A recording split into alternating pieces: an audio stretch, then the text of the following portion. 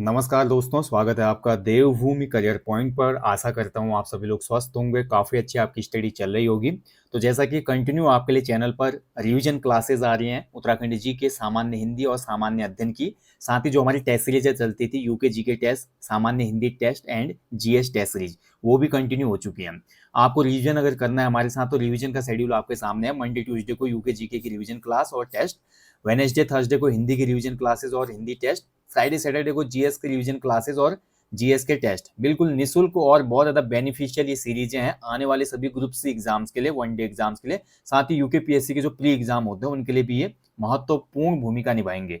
तो इनको बिल्कुल स्किप मत करना, आप बहुत अच्छे से अपना रिवीजन कर पाएंगे। बाकी संडे को कुछ स्पेशल टॉपिक करेंगे, साथ ही करंट अफेयर्स वगैरह देख लेंगे, national international weekly current affair, और साथ ही अन्य कुछ महत्वपूर्ण जैसे अन्य टॉपिक आते हैं हमारे उत्तराखंड की लोकोक्तियां, लोक गाथाएं, लोक शब्दावली, या अन्य कोई उत्तराखंड का स्पेसिफिक टॉपिक आप देखते रहेंगे। बाकी इसके अलावा दोस्तों अगर आपको पेड कोर्स चाहिए तो आप हमारे एप्लीकेशन पे जा सकते हैं, जहाँ पे नया कॉम्बो कोर्स शुरू हो चुका है। आज नवरात्रि शुरू हो चुके हैं, तो आप सभी को नवरात्रि की शुभकामनाएं। साथ ही नवरात्रि के लिए आर मेन से टेस्ट सीरीज और group C Mahakumbh test series पर कूपन कोड लग चुका है 50% ऑफ वाला। ले लीजिए जल्दी, फिर बाद में मत बोलिएगा कि आप देते नहीं हो। तो चलिए आज देखेंगे, आज है गुरुवार और आज देखेंगे सामान्य हिंदी रिवीजन क्लास भाग 2। कल की क्लास में हमने देखा था भाग 1 में कि कैसे हिंदी भाषा का विकास क्रम होता है, हिंदी को किस प्रकार से राजभाषा का दर्जा दिया जाता है, कितनी समितियां बनती हैं इसके लिए, और इससे संबंधित जो आयोग थे और अन्य संगठन थे उनके बारे में हमने संक्षिप्त में और महत्वपूर्ण की पॉइंट्स का रिवीजन किया। आज इसी क्रम को आगे बढ़ाएंगे और आगे देखेंगे आज हिंदी की जो उपभाषाएं हैं और बोलियां कौन कौन सी हैं। ठीक है, तो आपको सबसे पहले तो समझ में आ गया होगा कि हिंदी जो है केवल हमारी राजभाषा है, जिसका वर्णन है अनुच्छेद 343 में, और इसको भैया हमारा मान्यता दी गई है संविधान से। ये राष्ट्रीय भाषा नहीं है, ना राष्ट्रभाषा है। राजभाषा का मतलब होता है केवल शासकीय यानी कि गवर्नमेंट के जो वर्क होंगे, गवर्नमेंट के वर्क में सेंट्रल गवर्नमेंट और जो हिंदी भाषी राज्य है उनमें उपयोग के लिए हिंदी यूज की जाएगी। बस यही राजभाषा का मतलब है, बिल्कुल सरल शब्दों में। आज बात करेंगे हिंदी की जो उपभाषाएं हैं और बोलियां हैं। तो सबसे पहले इस पे देखिए, आप ध्यान देंगे कि हिंदी की जो बोलियां होती है, बोली क्या होती है, उपभाषा क्या होती है। बोली दोस्तों देखिए, छोटे छोटे क्षेत्र में जो एक शब्द हम यूज करते हैं बोलने के लिए, ठीक है, विचारों को अभिव्यक्त करने के लिए, तो छोटे क्षेत्र में जो बोली जाती है, जो भाषा ही बोलूंगा मैं, जो छोटे क्षेत्र में हम यूज कर रहे हैं उसको बोला जाता है बोली। मान लीजिए एक छोटा सा क्षेत्र ले लिया आप, मैं चले जाता हूं अगर उत्तराखंड के पूर्व में धारचूला क्षेत्र में, तो धारचूला क्षेत्र में देखिए आपका भोटिया और सौका रहते हैं। तो भोटिया और सौका जनजाति क्या है, अपनी एक लैंग्वेज यूज करती है ना, तो उसको हम बोली बोलेंगे क्योंकि छोटे से क्षेत्र में है वो। अब देखिए उसके बाद आता है उपभाषा। उपभाषा का मतलब होता है बोली में जब साहित्यिक रचना होने लगे, यानी कि डेवलपमेंट की बात हो रही है। मान लीजिए जैसे मैं भोटिया बोली की ही बात कर रहा था अभी, अब मान लीजिए भोटिया बोली में ही अगर जो हमारे भोटिया हैं, तोलछा हैं और मारछा हैं, ठीक है, रंगपा हैं, रोंगपा हैं, अगर ये अपनी कोई साहित्यिक रचनाएं करने लगे अपनी ही इस बोली में, तो ये फिर बन जाएगी उपभाषा, क्योंकि इसका दायरा जो है बढ़ने लगेगा। समझ पा रहे हैं ना? तो ये हो गया आपका उपभाषा, ठीक है। और इसके बाद आपका तीसरा हो जाती है भाषा। तो भाषा तो भैया बड़ा स्वरूप होता है, एक बड़े भूभाग में जब बोली जाती है तो इसको भाषा कहा जाता है, ठीक है। डेफिनेशन आपका समझ में आ गया होगा। बोली की परिभाषा की मैं बात करूं तो एक छोटे से क्षेत्र में बोले जाने वाली भाषा बोली कहलाती है। बोली में किसी भी प्रकार की साहित्यिक रचना नहीं होती। उपभाषा जो होती है, बोली में जब हमारा किसी क्षेत्रीय बोली में जब साहित्य रचना होने लगती है और क्षेत्र का थोड़ा विस्तार होने लगता है तो वो उपभाषा कहलाती है। और भाषा जो होती है भाई, भाषा तो साहित्यकार जब उस उपभाषा को एक बड़ा रूप दे देते हैं और एक बड़े भूभाग में या क्षेत्र विस्तार में जब उसका प्रचार प्रसार बढ़ने लगता है तो वो भाषा कहलाने लगते हैं। जैसे हिंदी की हमने बात की, उत्तर भारत में पूर्ण विस्तार दिखता है हिंदी का, तो हिंदी क्या है, एक भाषा है। हिंदी को हम ना बोली बोलेंगे ना उपभाषा बोलेंगे, हिंदी क्या है, एक भाषा है। अंग्रेजी जो है एक इंटरनेशनल लैंग्वेज है, अंग्रेजी क्या है, अंतरराष्ट्रीय भाषा है, बहुत बड़ा विस्तृत रूप है उसका, ठीक है। तो ये हो गई भाई हमारी उपभाषा और बोली क्या होती है, आप अच्छे से समझ पाए होंगे। अब बात करते देखिए दोस्तों हिंदी, क्योंकि बात हिंदी की हो रही है, क्वेश्चन वहीं से बनने एग्जाम में। तो हिंदी की जो हमारी उपभाषाएं हैं कौन कौन सी हैं, ठीक है। तो देखिए हिंदी की जो उपभाषा है आपकी आपके सामने स्क्रीन पर है। हिंदी की जो उपभाषाएं हैं इसमें देखिए आपका पश्चिमी हिंदी है, राजस्थानी है, पहाड़ी हिंदी है, पूर्वी हिंदी है और बिहारी हिंदी है, ठीक है। तो ये हो गए आपके हिंदी के उपभाषाएं। तो सबसे पहले बात करते देखिए इसमें पश्चिमी हिंदी की। तो पश्चिमी हिंदी का उद्भव स्वर से नहीं अपभ्रंश से है मोस्टली, ठीक है। तो पश्चिमी हिंदी के अंतर्गत भैया हमारा ये सब उपभाषाएं हैं, ठीक है। पश्चिमी हिंदी, राजस्थानी, पहाड़ी हिंदी, पूर्वी हिंदी और बिहारी हिंदी, यानी कि 3 और 2 5 प्रकार की उपभाषाएं हैं हिंदी में। और इसके अंतर्गत बहुत सी बोलियां आपको देखने को मिलेंगी। जिसमें पश्चिमी हिंदी की मैं बात करूं तो पश्चिमी हिंदी के अंतर्गत जो बोलियां आ जाती हैं वो है बांगरू, ठीक है। इसमें बांगरू बोली आ जाती है। उसके अलावा इसमें बुंदेली आ जाती है, ठीक है। बुंदेली के अलावा इसमें ब्रज भाषा आ जाती है पश्चिमी हिंदी में। और इसके अलावा आ जाती है कौरवी, ठीक है। कौरवी, कौरवी को खड़ी बोली भी कहा जाता है। और किसने बोला था? तो ये बोला था हमारा राहुल सांकृत्यायन जी ने।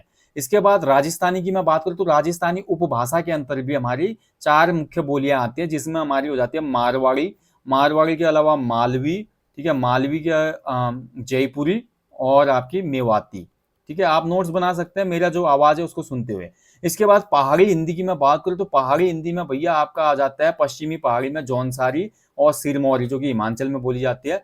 मध्य पहाड़ी में कुमाऊनी और गढ़वाली आ जाती है। एंड पूर्वी पहाड़ी में आपकी नेपाली एंड खसकुरा, ठीक है, खसकुरा। और सिराली वगैरह भी, जो सीरा प्रदेश है उसमें जो सिराली बोली जाती है वो भी आपकी पूर्वी पहाड़ी में आती है, ठीक है। तो पहाड़ी हिंदी के अंदर भी हमारी 3 बोलियां हो गई, समझ गए, जौनसारी, सिरमौरी, कुमाऊनी, गढ़वाली और नेपाली खसकुरा वगैरह। इसके बाद देखिए जो अगला अपभ्रंश अर्धमागधी, इससे पूर्वी हिंदी का विकास हुआ है। पूर्वी हिंदी जो उपभाषा है वो निकली है। पूर्वी हिंदी में हमारे कौन आ जाता है? तो पूर्वी हिंदी के अंदर हमारी आ जाती है अवधी, ठीक है। जो अवध क्षेत्र है, यानी कि जो पूरा भूभाग है यूपी का, मेन देखते होंगे लखनऊ से लेकर आपका अवध जो कहलाता था पूर्व में फैजाबाद तक, यहाँ पे अवधी का आपको देखने को मिलेगा। बघेली जो हो गई आपकी, ये पूर्वी हिंदी में आती है, ठीक है। इसके अलावा जो हमारी छत्तीसगढ़ी है, छत्तीसगढ़ी भी आपकी पूर्वी हिंदी में आती है। इसके बाद बात करें मागधी, तो मागधी के अंतर्गत हमारी बिहारी हिंदी रखी जाती है उपभाषा में। अपभ्रंश, मागधी अपभ्रंश हो गया, बिहारी हिंदी उपभाषा हो गई। इसमें आपको देखने को मिलेगी भोजपुरी, ठीक है। भोजपुरी में आपको पता है जो भोजपुरी गीत आते हैं, भोजपुरी मूवी, यूपी का एक बड़ा पूर्वी भूभाग जो है बिहार को टच करने वाला, वो भोजपुरी रीजन आता है, ठीक है। लगाइला जब लिपस्टिक, हिलाइला पूरा डिस्ट्रिक्ट, आपने ऐसे गाने सुने होंगे, ये सब भोजपुरी गीत है। इसके बाद देखिए मगही जो आ जाते हैं, ये भी आपकी बिहारी हिंदी है। उसके बाद मैथिली, ठीक है, मैथिली जो है ये भी आपका बिहारी हिंदी के अंदर आती है, ठीक है। तो भोजपुरी, मगही और मैथिली जो है आपकी, ये बिहारी हिंदी के अंतर्गत रखे जाते हैं। तो आपने देख लिया ना संक्षिप्त में, जो हमारी हिंदी भाषा है, हिंदी भाषा की 5 उपभाषाएं हैं, जिसमें आपका राजस्थानी, पश्चिमी हिंदी, पूर्वी हिंदी, बिहारी हिंदी और पहाड़ी हिंदी है। उसके अंदर की बोलियां भी मैं आपको बता चुका हूँ, ठीक है। एक हिसाब से अगर हम इनको जब काउंट करते हैं तो हिंदी में कुल 5 उपभाषाएं हमको मिलती हैं। और टोटल बोलियों की संख्या जो है लगभग 17 के आसपास बोलियां मिलती हैं, ठीक है। तो ये है भैया टोटल उपभाषाएं और बोलियां। और इसी पर देखिए जो हमारी भाषाएं हैं, बोलियां हैं, इस पर एक प्रसिद्ध पुस्तक है हिंदी भाषा का इतिहास। हिंदी भाषा का इतिहास 1933 में लिखा था धीरेन्द्र वर्मा जी ने, ठीक है। धीरेन्द्र वर्मा जी वेरी इंपोर्टेंट है। इसके अलावा एक और पुस्तक भाई 1926 में ये आई थी पुस्तक। इस पुस्तक का लिखने वाले व्यक्ति थे सुनीति कुमार चटर्जी, ठीक है, सुनीति कुमार चटर्जी। इसका नाम था बांग्ला भाषा का उद्भव और विकास, ठीक है, बांग्ला भाषा का। इसमें भी उन्होंने हिंदी उपभाषाओं और बोलियों का वर्गीकरण किया था, ध्यान रखेंगे। हालांकि बांग्ला इसमें शीर्षक जरूर है पुस्तक का, बट इसमें भी हिंदी का उपभाषाओं का उन्होंने वर्णन किया था, ठीक है। तो ये तो हो गई भाई आपकी हिंदी की उपभाषाएं, बोलियां। अब इसके बाद हम आगे बढ़ेंगे और देखेंगे लिपि, सीधे लिपि पे आ जाएंगे। तो लिपि भाई होती क्या है, लिपि की परिभाषा क्या है, ठीक है। अब लिपि की परिभाषा में बात करें दोस्तों, ध्वनि संकेत जो होते हैं, ध्वनि जो है ना, ध्वनि संकेत जो है, उनकी सहायता से जब भाव या विचार की अभिव्यक्ति होती है वो भाषा कहलाती है। और वही ध्वनि संकेत जब हम उन्हीं ध्वनि संकेतों को लिखने के लिए जिन चिन्हों का प्रयोग करते हैं, ठीक है, लिखने के लिए जिन चिन्हों का प्रयोग करेंगे ध्वनि संकेतों को, उसी को लिपि कहा जाता है, ठीक है, ध्यान रखेंगे। और लिपि जो है आपकी, भारत की जितनी भी लिपियां हैं, अधिकांश लिपियों का जन्म आपका ब्राह्मी लिपि से ही हुआ है। ब्राह्मी लिपि जो है इसी से आपका हिंदी का भी, जैसे आदि जननी हमने कल पढ़ा ना टॉपिक में, हिंदी की आदि जननी संस्कृत है, ऐसे ही भारत की अधिकांश भाषाओं की आदि जननी भी ब्राह्मी लिपि है, ध्यान रखेंगे, ठीक है। तो हिंदी का उद्भव कहां से होता है? ब्राह्मी लिपि से। और आते आते जब ये ब्राह्मी लिपि आगे विकसित होती है तो फाइनली देवनागरी लिपि विकसित होती है, जिसको आज तक हम प्रयोग कर रहे हैं। ठीक है, तो ये भी आपको ध्यान रखना है। हिंदी की जो लिपि है वो देवनागरी लिपि है। देवनागरी लिपि का थोड़ा क्रम समझ लो। सबसे पहले यहाँ पे थी ब्राह्मी लिपि। ठीक है, संक्षिप्त में मैं समझा दूंगा, आपको समझ में आ जाएगा। ब्राह्मी लिपि से देखिए आपका डेवलप हुई दोस्तों आपका उत्तर ब्राह्मी। ठीक है, उत्तरी ब्राह्मी का विकास हुआ। फिर इसके बाद हमारा गुप्त लिपि आई, गुप्त काल जब चल रहा था। उसके बाद हम आगे बढ़ेंगे तो फिर आती सिद्ध मातृका लिपि आती है। सिद्ध मातृका लिपि के बाद का जो चरण है वो कुटिल लिपि आती है। अब कुटिल लिपि यहाँ पे दो भागों में विभक्त हो जाती है। कुटिल लिपि दो भागों में यहाँ पे डिवाइड हो जाएगी। पहला जो भाग कहलाए वो नागरी कहलाया।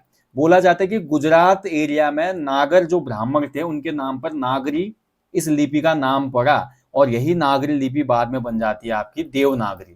ठीक है, देवनागरी। तो ये पूरा विकास क्रम है देवनागरी लिपि का। और दूसरा जो कुटिल लिपि टूटती है, इससे गुरुमुखी, कश्मीरी, लहंदा और टाकरी लिपि विकसित होते हैं, जिसमें गुरुमुखी आप जानते हैं जिसमें पंजाबी लिखी जाती है। ठीक है, यानी कि जितने भी हमारी भाषाएं हैं उनकी जो लिपि है, अधिकांश लिपि पैदा हुई है कहां से? ब्राह्मी लिपि से ही। ये आपको याद रखना है। तो हिंदी का जो उद्भव है कहां से हुआ है? ब्राह्मी लिपि से। और मैं बात करूं दोस्तों, ब्राह्मी लिपि में ही भारत की अधिकांश भाषाएं हमको मिलती है। और देवनागरी जो लिपि है वो आधुनिक जो हिंदी हम प्रयोग करते हैं शासकीय भाषा में भी, राजभाषा में भी, उसमें देवनागरी लिपि का ही प्रयोग होता है। और देवनागरी लिपि का सर्वप्रथम जो उल्लेख मिलता है, मैं बता चुका, नागर ब्राह्मण जो थे गुजरात के, उनके नाम पर लिपि का नामकरण हुआ। और इसका प्रथम प्रयोग मिलता है गुजरात के शासक जयभट्ट के शिलालेख में। गुजरात का एक शासक रहा 7वीं 8वीं शताब्दी के मध्य, जयभट्ट इसका नाम था। इसके शिलालेख में देवनागरी लिपि का प्रथम प्रयोग मिलता है। वेरी इंपोर्टेंट की पॉइंट है ये। ठीक है, देवनागरी लिपि की कुछ विशिष्टताओं की मैं बात करूं तो देवनागरी लिपि बाएं से दाएं लिखी जाती है। ठीक है, बाएं से दाएं जैसे मैं लिख रहा हूं स्क्रीन पे देखो आपका। ठीक है, बाकी अगर हम उर्दू की बात करते हैं तो उर्दू उल्टा लिखा जाता है इसका, दाएं से बाएं आती है उर्दू, आपने देखा होगा ऐसे है। ठीक है, जबकि देवनागरी आपका बाएं से दाएं लिखी जाती है। देवनागरी लिपि ध्वन्यात्मक और अक्षरात्मक लिपि है। ये इंपोर्टेंट पॉइंट है। अक्षरात्मक लिपि का मतलब क्या है? देवनागरी जो लिपि है भाई, ये एक सिलेबिक स्क्रिप्ट है। जबकि हम रोमन वगैरह बात करते हैं तो रोमन जो लिपि होती है वो वर्णात्मक यानी कि अल्फाबेटिक आपकी स्क्रिप्ट होती है। ठीक है, यानी कि अक्षर प्रयोग किए जाते हैं देवनागरी लिपि को लिखने के लिए। और ये ध्वन्यात्मक, ध्वन्यात्मक का मतलब है कि ध्वनि हर, देखिए आप अक्षर बोलते हैं ना, क ख ग अ आ ई, अलग अलग बोलते हैं, तो देख रहे होंगे इसमें कि आपका हर ध्वनि के लिए एक अलग प्रतीक चिन्ह होता है हमारा देवनागरी लिपि में। ठीक है, ध्यान रखेंगे। मतलब एक जो ध्वनि बोली जाती है स्पेशल, जैसे कि मैं बोलो अ के लिए एक ही प्रतीक यहाँ पर यूज होता है, क बोलो तो क के लिए एक ही प्रतीक यूज होगा, यानी कि एक ध्वनि के लिए एक ही वर्ण संकेत होता है। ध्वन्यात्मक यहाँ पे हमारा क्या हो जाएगी? लिपि है देवनागरी लिपि। ठीक है, इसके बाद देखिए आगे बढ़ेंगे। केंद्रीय हिंदी निदेशालय द्वारा देवनागरी लिपि का मानकीकरण जो सबसे पहले प्रकाशित हुआ 1983 में हुआ। अब देखिए देवनागरी लिपि का भी मानकीकरण में कुछ दिक्कतें आई। देवनागरी लिपि के मैं अगर गुणों की बात करूं भैया, तो इसमें आपका एक ध्वनि के लिए एक ही वर्ण संकेत होता है। इसमें कोई भी साइलेंट लेटर नहीं होता है, यानी कि वर्ण नहीं होता है। ठीक है, मूक वर्ण नहीं होता ना, जैसे अंग्रेजी में हम लिखते हैं नाइफ, KNIFE। अब देखिए इसमें के साइलेंट हो जाता है। नॉलेज लिखते हैं हम तो के से शुरू होता है, तो के साइलेंट होता है। निमोनिया लिखते हैं तो पी से शुरू होता है, पी साइलेंट हो जाता है। तो लेकिन हिंदी में ऐसा देवनागरी लिपि में देखने को नहीं मिलता, जबकि रोमन लिपि में ये देखने को मिलता है। हिंदी में कोई भी देवनागरी लिपि में मूक वर्ण नहीं मिलता हमें। ठीक है, बट इसके अलावा देखिए कुछ इसमें दोष भी है, जैसे कि इसमें बहुत से टाइपिंग लेटर होते हैं। शिरोरेखा का प्रयोग इसमें अनावश्यक माना जाता है, जो कि मुद्रण में भी दिक्कत आती है इससे। ठीक है, उसके अलावा बहुत से अक्षर ऐसे हैं देवनागरी लिपि के जो एक जैसे लगते हैं, जैसे कि ख में र और व होने का वहम पैदा होता है, भ्रम पैदा होता है। म में भ का भ्रम पैदा होता है। वर्णों को संयुक्त करने की कोई निश्चित व्यवस्था इसमें हमको देखने को नहीं मिलती। तो इसको देखते हुए हमारे भारत में देवनागरी लिपि के मानकीकरण के लिए भी प्रयास किए गए। बहुत से प्रयास इसमें हुए, जिसमें सबसे पहले बाल गंगाधर तिलक ने एक तिलक फॉन्ट बनाया था। ठीक है, देवनागरी लिपि में सावरकर बंधुओं ने अ की बारखड़ी का सुझाव दिया था। श्याम सुंदर दास, ये बहुत इंपॉर्टेंट है, श्याम सुंदर दास ने बोला जो पंचमा अक्षर है, पंचमा अक्षर देखिए क ख ग घ ङ, ठीक है, ङ, पंचमा अक्षर की जगह हम क्या करें कि वर्णमाला में अनुस्वार का प्रयोग करें। ये बहुत इंपॉर्टेंट है, अनुस्वार, बिंदु जो ऊपर लगाते हैं। तो जो हमारे बाबू श्याम सुंदर दास थे, इन्होंने बोला पंचमा अक्षर के बदले अनुस्वार लगाया जाने चाहिए। इसके अलावा भी बहुत सी चीजें हुई, जैसे कि नागरी लिपि सुधार समिति का गठन हुआ 1935 में, काशी नागरी प्रचारिणी सभा बनाई गई, ठीक है। उसके अलावा हमारे मानक देवनागरी वर्णमाला आती है 1966 में। हिंदी वर्तनी का मानकीकरण किया जाता है 1967 में।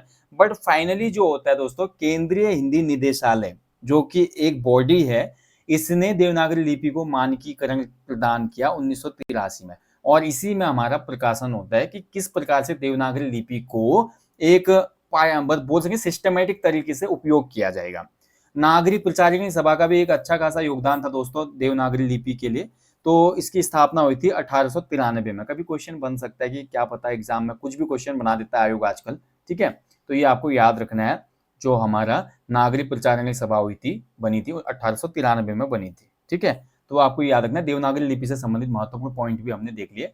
इसके बाद बात करते, देखिए कल मैंने आपको बताया था राष्ट्रीय जो हिंदी दिवस होता है, क्योंकि हिंदी जो हमारी राजभाषा बनी थी 14 सितंबर 1949 को बनी थी ना, 1949 को हिंदी को राजभाषा का दर्जा दिया गया था इस डेट को। इसीलिए 14 सितंबर को हम राष्ट्रीय हिंदी दिवस मनाते हैं।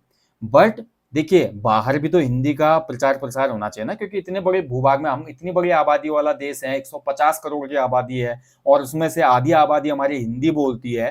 तो क्यों ना भैया देश विदेशों में भी हिंदी बोली जाए।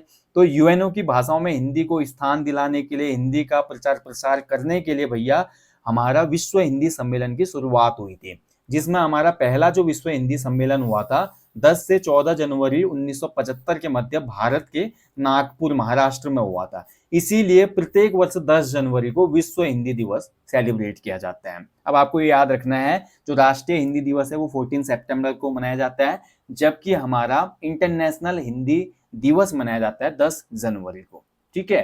तो ये है भैया आपका महत्वपूर्ण तथ्य हमने देखे, हिंदी भाषा का विकास क्रम, हिंदी की बोलियां, उसके अलावा देवनागरी लिपि और से संबंधित महत्वपूर्ण की पॉइंट्स को। एग्जाम में ऐसे ही क्वेश्चन बनते हैं दोस्तों, ऐसे ही पॉइंट टू पॉइंट रिवीजन आपके लिए बहुत बढ़िया है। ज्यादा डिटेल में जाएंगे उतना फायदा नहीं होगा, ठीक है। चलिए तो यहीं पे सामान्य हिंदी रिवीजन क्लास भाग 2 को मैं समाप्त करता हूं। अगले टॉपिक में देखेंगे वर्णमाला, जो कि एक इंपॉर्टेंट चैप्टर होगा। वर्णमाला में हम देखेंगे भैया आपका हिंदी वर्णमाला, जो मानक हिंदी वर्णमाला है, जिसमें स्वर देखेंगे, व्यंजन देखेंगे और स्वरों का वर्गीकरण होगा, व्यंजनों का वर्गीकरण होगा। बहुत ज्यादा इंपॉर्टेंट टॉपिक होता है आने वाले एग्जाम्स के लिए, तो इसको अच्छे से कवर करेंगे। So guys thank you for watching. अच्छे से अपनी स्टडी करते रहें, साथ ही जो हमारी ये रिवीजन क्लासेस आ रही हैं इन क्लासेस को फॉलो करें, और साथ ही हमारी जो टेस्ट सीरीज चलती हैं यूट्यूब पर फ्री वाली, ये सब फ्री क्लास है। यूट्यूब पर रिवीजन क्लास और यूट्यूब की टेस्ट सीरीज तो फ्री है, बट इसके बावजूद अगर आप पेड क्लास भी देखना चाहते हैं, टेस्ट सीरीज वगैरह लगाना चाहते हैं, तो हमारे एप्लीकेशन स्टोर पर जाइए। वहां पे ग्रुप सी के लिए 100 full length practice set Mahakumbh चल रहा है, जिसमें पूरे 100 फुल लेंथ प्रैक्टिस सेट मिलेंगे आपको, वो भी बाइलिंगुअल। उसका आपको लिंक मिल जाएगा वीडियो के डिस्क्रिप्शन बॉक्स में। साथ ही अभी कूपन कोड चल रहा है, नवरात्रि ऑफर चल रहा है, 50% ऑफ है। आर जिनका मेंस है भाई 26-27 अक्टूबर को, उनके लिए भी टेस्ट सीरीज में यहाँ पे कूपन कोड चल रहा है, तो आप लोग अप्लाई कर सकते हैं। मैं आपको जल्दी मिलूंगा अगले टॉपिक में, तब तक आप लोग अपना ध्यान रखें, अच्छे से स्टडी करें दोस्तों। साथ ही भाई जीवन में हमेशा मोटिवेटेड रहें, एनर्जेटिक रहें, जीवन में कम से कम एक पेड़ लगाएं। जय हिंद, जय देवभूमि।